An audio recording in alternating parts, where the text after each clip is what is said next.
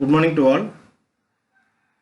In this video lecture, we are going to know about basic laws of electric machines. They are Faraday's laws of electromagnetic induction, Fleming's left-hand rule, Fleming's right-hand rule, Maxwell's corkscrew rule, and the last one, Lenz's law. These are all basic laws and rules that the students should know before going to study electrical engineering, especially let's take the first one, Faraday's laws of electromagnetic induction.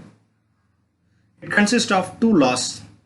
The first law describes the induction of EMF in a conductor, and the second law describes the EMF produced in the conductor. Let's take the first law of electromagnetic induction. Whenever a conductor is placed in a varying magnetic field, an electromotive force is induced. If the conductor circuit is closed, a current is induced, which is called induced current. Faraday's second law of electromagnetic induction. Here, the induced EMF in a coil is equal to the rate of change of flux linkage. That is, E is equal to N into d phi by dt. Here, E is induced EMF. N is number of turns of coil. d phi by dt means rate of change of flux linkage.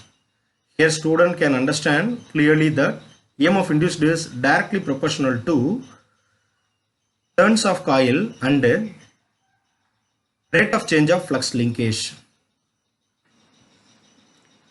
Now Fleming's left-hand rule. It was invented by John Ambrose Fleming. The purpose of the rule is to find the direction of motion in an electric motor. The basic principle of motor: when a current carrying conductor is placed under a magnetic field, a force acts on the conductor.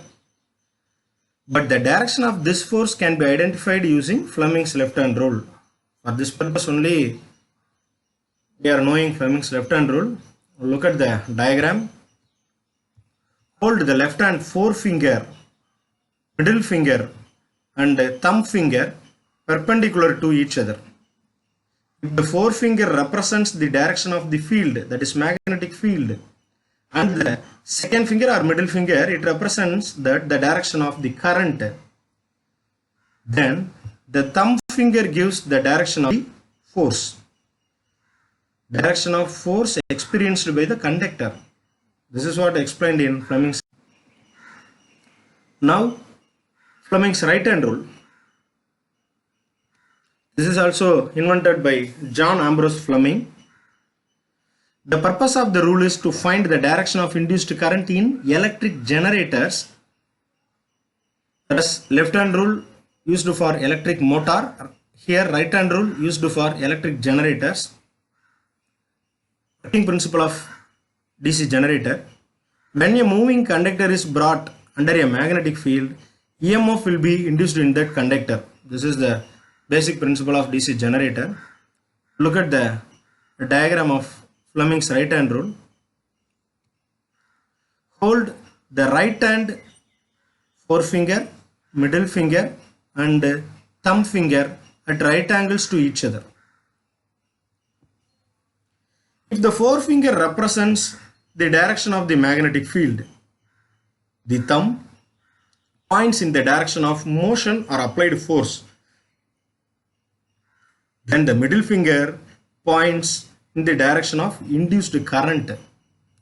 So dear students, Fleming's right-hand rule is used to find the direction of induced current in electric generators.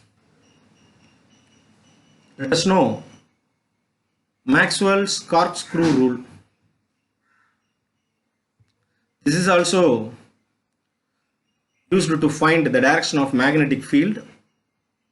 It states that if a right-handed screw turns in a cork, look at the diagram.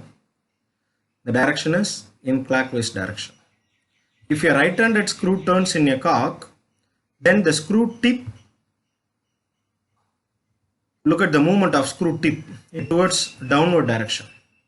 Then the screw tip movement shows the direction of current, while the rotation of the screw shows the magnetic field lines.